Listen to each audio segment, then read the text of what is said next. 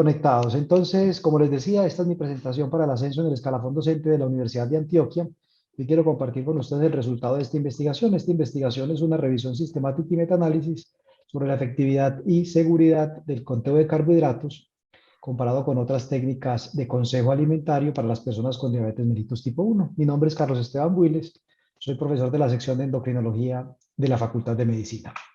Entonces, empecemos por lo que nos motiva y los antecedentes de esta investigación. La diabetes mellitus es una de las enfermedades crónicas más frecuentes. Nuestro país es el segundo país con más personas con diabetes en Latinoamérica y el Caribe, por detrás de Brasil solamente. Y como médicos conocemos que una estrategia que se basa en mejorar el nivel de glucosa en sangre o el control glucémico se ha relacionado con una menor mortalidad y morbilidad de la enfermedad en las personas con diabetes. Finalmente, la insulina es uno de los medicamentos que más utilizamos para el tratamiento de los pacientes con diabetes. La percepción puede ser que esta se utiliza cada vez menos debido a la mayor cantidad de medicamentos disponibles, pero la realidad de nuestro país es que es el tercer medicamento más utilizado después de la metformina y las sulfonilurias. En el contexto de las personas con diabetes mellitus tipo 2, más o menos una de cada 3 personas utiliza insulina y de estas personas, más o menos una de cada 2 utiliza insulina con por lo menos una comida durante el día. En el espectro de otro espectro de la enfermedad que es la diabetes mellitus tipo 1, todos los pacientes son usuarios de insulina después de que pasan su periodo de luna de miel y prácticamente todos son usuarios de insulina con las comidas. ¿Qué es entonces el conteo de carbohidratos? El conteo de carbohidratos es una técnica en la cual se planean las comidas para tratar de enlazarla con la dosis de insulina. Y si bien es una técnica que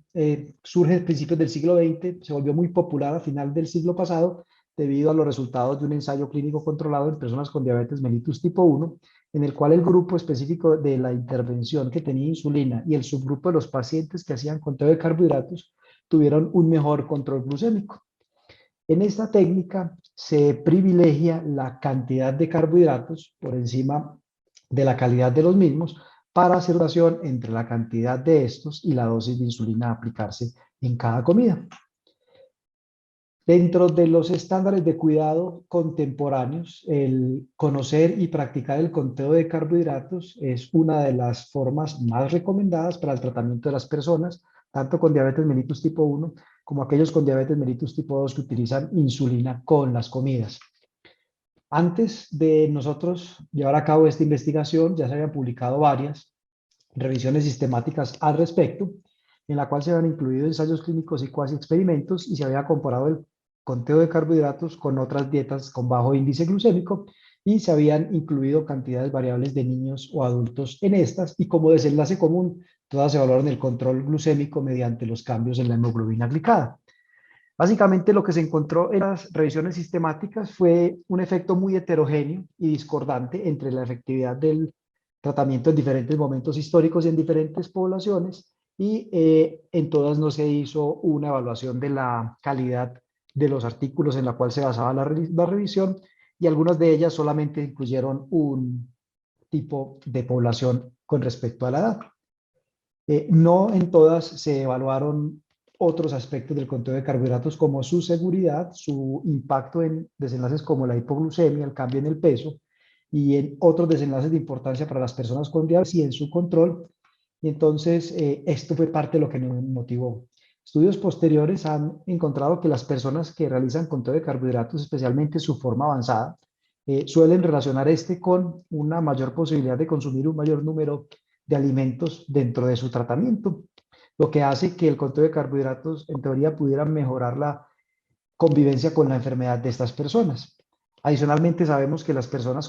que cuentan carbohidratos suelen equivocarse cuando lo hacen y suele ocurrir, sobre todo con alimentos que no son frecuentes para ellos, lo que sugiere que hay un efecto dentro del entrenamiento que puede impactar en el efecto que tiene esta técnica en el tratamiento de la diabetes. También se ha evaluado qué tanta carga impone el conteo de carbohidratos en las personas con diabetes y en algunos estudios cualitativos se ha terminado encontrando que las personas aceptan el conteo de carbohidratos, pero para algunas personas esto es muy complejo y convierten un acto placentero que es comer en un acto pensado que es emparejar la comida con los carbohidratos. Entonces, con todos estos antecedentes, ¿Qué nos motivó a nosotros a hacer esta revisión sistemática? Lo primero es que las revisiones sistemáticas anteriores mostraban resultados contradictorios entre ellas. Lo segundo es que en todas se reportaba una alta heterogeneidad, pero esta alta heterogeneidad no había sido explorada formalmente. Desde la publicación de la última revisión sistemática en el 2018, hubo disponible una nueva literatura con ensayos clínicos diferentes que aportaban al conocimiento en esta área. Y finalmente, nosotros como de investigación tenemos una visión del conteo de carbohidratos en el cual lo relacionamos mucho con esto que se llama una técnica de toma de decisiones, donde hay un reto para los pacientes, y es que cuando las personas coman, su glucosa va a cambiar en la sangre. Estas personas reciben entrenamiento, tienen experiencias con la técnica, tienen un estilo personal de acercarse a este tipo de técnicas educativas y finalmente todos tienen una meta, que es mantener la glucosa en el rango. Con el paso del tiempo, esperábamos que hubiera una mayor experiencia en el conteo de carbohidratos y esto impactara en su eficacia, o una menor adherencia, debido a que esto es una técnica repetitiva e iterante que puede hacer que las personas se agoten. Otra de nuestras motivaciones era tratar de responder esta pregunta y era si el conteo de carbohidratos es una técnica segura, si su uso aumenta la frecuencia con la cual se presenta la hipoglucemia, si su uso, que ya vimos que en algunos reportes pequeños se ha relacionado con un mayor consumo, especialmente de cierto tipo de alimentos, cambiaba el peso de las personas, para bien o para mal, si cambiaba los lípidos en sangre, especialmente por las modificaciones en la dieta, o si eso tenía una modificación en la cantidad de insulina que las personas deben utilizar al modificar la cantidad de alimentos que consumen. Entonces, otra de las cosas que nosotros queríamos explorar era si en los ensayos clínicos se había tenido en cuenta la valoración objetiva de la calidad de vida de estas personas y cómo el conteo de carbohidratos impactaba este aspecto de la vida de las personas con diabetes. Entonces, ¿qué fue lo que nosotros hicimos? Planeamos una revisión sistemática siguiendo las recomendaciones de Cochrane en su manual para hacer revisiones sistemáticas. El protocolo, si lo quieren mirar completo, está registrado con este código en Próspero. Decidimos incluir en clínicos que tuvieran grupos paralelos, que incluyeran cualquier forma de conteo de carbohidratos y cualquier forma de consejería alimentaria. Aquí hubo algo que nos diferenció de los ensayos de las revisiones sistemáticas previas, y es que algunas revisiones permitían la inclusión de ensayos clínicos que tuvieran una técnica especial que se conoce como ensayos clínicos cruzados, en los cuales los pacientes son sus mismos controles y en momentos diferentes del experimento están en uno u otro grupo. Nosotros consideramos que este tipo de experimento tiene algunas dificultades cuando se trata de técnicas de educación como el conteo de carbohidratos, ya que uno debería asignar de forma aleatoria pacientes a una o a otra intervención y después hacer el cruce, pero desde nuestro punto de vista, para uno es imposible desaprender el conteo de carbohidratos, o ese periodo para desaprender el conteo de carbohidratos debería ser muy largo, y esto dificultaría mucho la interpretación de los resultados de ese tipo de ensayos clínicos. Por eso decidimos excluirlo. Incluimos solamente participantes con diabetes mellitus tipo 1, debía ser explícito en el protocolo o en el reporte de resultados del ensayo clínico que se hubieran seguido las definiciones de la Asociación Americana de Diabetes, y muy importante que también se incluyeran el tiempo desde el momento en que se hizo el diagnóstico, para evitar que incluir estudios que tuvieran pacientes que estuvieran en fase de luna de miel. Como desenlaces escogimos, inicialmente hicimos una exploración para tratar de incluir desenlaces que fueran clínicamente importantes, como el riesgo de complicaciones, pero allí no se encontró nada, entonces decidimos utilizar la hemoglobina 1C como desenlace subrogado para el control glucémico, la hipoglucemia, por conteo de eventos, el peso corporal, la concentración de lípidos en sangre, la dosis diaria total de insulina y el análisis de calidad de vida. Realizamos una búsqueda en estas 8 bases de datos, 4 de ellas muy conocidas y 4 de ellas de literatura gris. Nos pareció importante hacer una búsqueda de la literatura gris porque pensamos que era posible que allí se incluyeran ensayos clínicos que no hubieran sido muy difundidos y que pudieran ayudarnos a responder esta pregunta. Hicimos una valoración del riesgo de sesgo utilizando la herramienta ROT2 y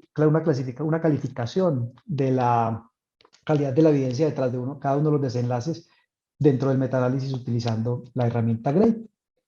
Dentro de la parte analítica hay algunos aspectos que también nos diferencian de las otras revisiones sistemáticas, y es que de manera a priori nosotros consideramos que esa heterogeneidad desde el punto de vista clínico pudiera explicarse por alguno de estos factores, como la edad, la técnica de conteo fuera avanzada, intermedia o básica de carbohidratos, el tipo de comparador, si es la educación estándar versus otras técnicas de alimentación, la forma como se administra la insulina, si es a través de inyecciones subcutáneas o mediante una infusión continua, y quisimos explorar algo que está relacionado con nuestra forma de aproximarnos al conteo de carbohidratos y es lo que les mencionaba yo de que esto es una técnica de toma de decisiones y es si el tiempo que los pacientes duraban contando carbohidratos, expresado como la duración del ensayo clínico, tenía algún impacto o no en su eficacia. Entonces también incluimos el tiempo dentro de la evaluación a través de una metaregresión. ¿Qué encontramos entonces nosotros después de esta revisión sistemática? Terminamos seleccionando 11 estudios para el análisis cuantitativo y cualitativo con 899 pacientes, 66% de ellos adultos, en el cual la técnica más frecuentemente utilizada fue el conteo avanzado, el comparador más frecuentemente utilizado fue la educación estándar y en promedio estos pacientes fueron seguidos por 52 semanas, pero con una desviación estándar bastante amplia. Dentro del análisis de sesgos, la principal fuente de sesgos para la información que estamos sintetizando aquí fue la forma como se le dio el tratamiento a los datos perdidos. La mayoría de los ensayos clínicos que tenían un alto sesgo en este dominio, pues básicamente o no declaraban cómo se hizo ese tratamiento o utilizaron técnicas inapropiadas para el manejo de los datos perdidos.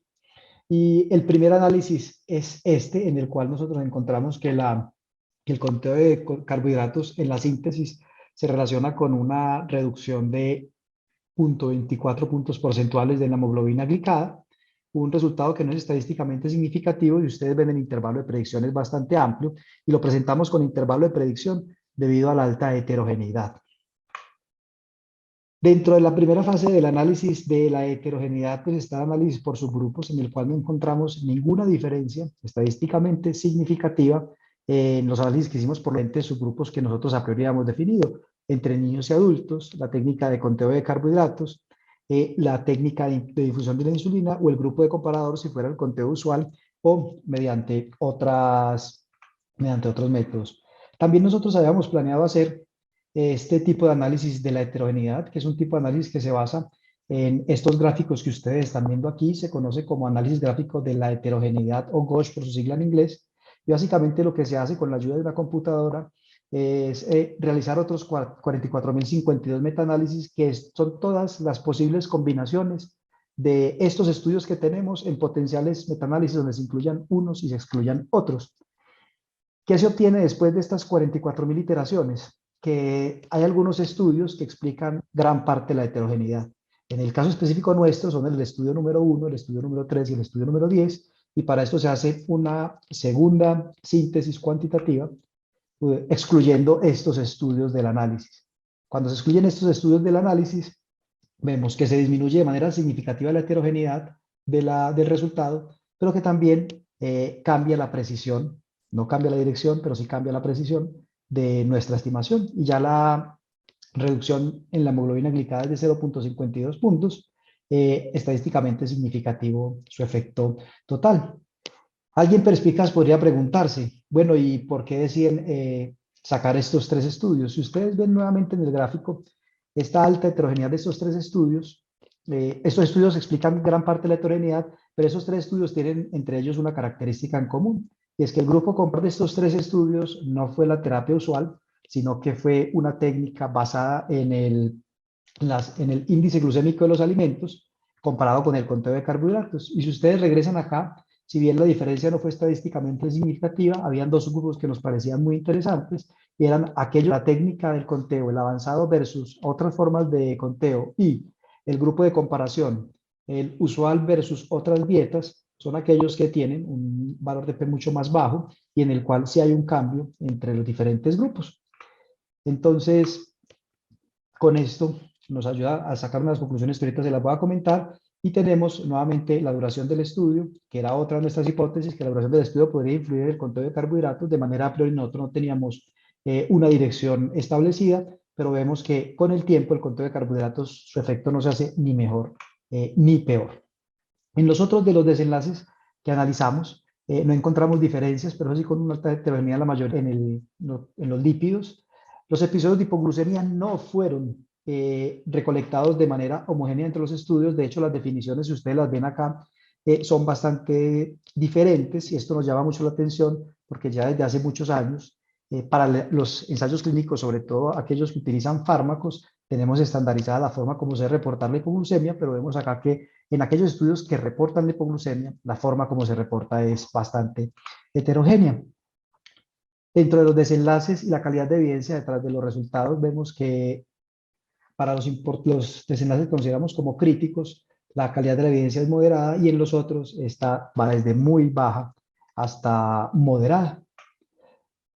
Nuestra investigación fue publicada el año pasado en esta revista. Nuestras conclusiones, pues como autores en esta publicación fueron que efectivamente comparado con la técnica de conteo de educación estándar, el conteo de carbohidratos es superior para reducir la hemoglobina glicada en estos pacientes. Segundo, que las investigaciones en técnicas de alimentación o las investigaciones no farmacológicas en diabetes deberían seguir las recomendaciones en la estandarización de un efecto adverso muy importante que es la hipoglucemia. La tercera es que hay una explicación clínica para la alta heterogeneidad que se han encontrado en las revisiones sistemáticas anteriores y parte de ellas están relacionadas, creemos nosotros, con dos puntos. Una es la técnica de conteo y la segunda es el tipo de comparador. Posiblemente el conteo de carbohidratos no sea mejor que otras técnicas de educación, como aquellas que se basan en el índice glucémico de los alimentos.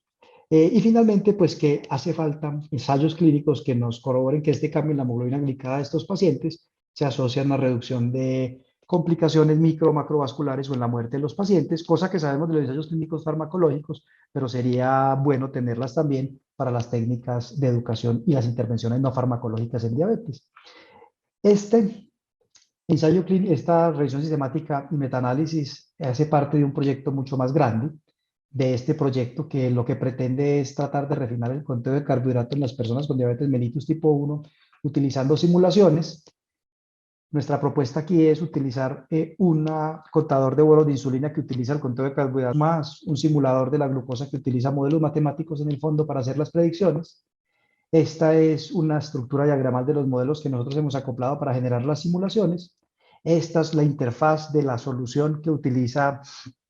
Estudia. Los pacientes introducen el número de carbohidratos en una comida, su valor de glucosa actual, Estudia les computa la dosis de insulina, les simula los cambios en la glucosa como ven en la gráfica número B, en la gráfica B aquí, y les permite hacer nuevas simulaciones de qué pasaría si alguno de estos parámetros cambian, el conteo de carbohidratos o la dosis de insulina. Y finalmente vamos a empezar un ensayo clínico, pero estos son los análisis in silico que hemos hecho con Estudia. En la figura número 1 ven las simulaciones comparadas con las mediciones que obtienen en estos pacientes con estas comidas. Las medias condicionadas en la gráfica número 2 mostrando en azul el modelo y en rojo lo que pasó con la glucosa con el sensor. Y en la figura número 3 el análisis de la grilla de error, en el cual vemos que si los pacientes toman decisiones basadas en lo que Estudia les sugiere, sus decisiones todas van a estar dentro de las zonas A y B, que se consideran las zonas seguras para tomar decisiones en los pacientes